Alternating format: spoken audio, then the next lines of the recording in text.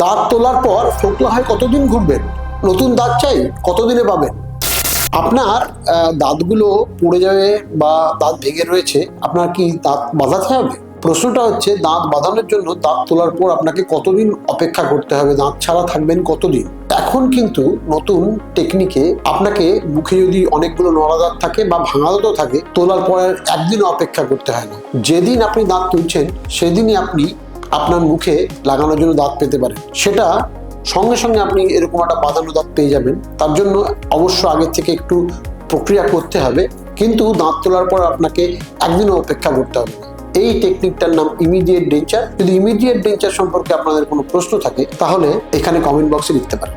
ভিডিওটা যদি ভালো লেগে থাকে তাহলে লাইক করুন, আর এরকম ভিডিও যদি আরও দেখতে চান তাহলে ইউটিউবে আমাদের এই চ্যানেলটাকে সাবস্ক্রাইব করুন, আর যদি ফেসবুক বা ইনস্টাগ্রামে দেখে থাকেন অবশ্যই ফলো করুন।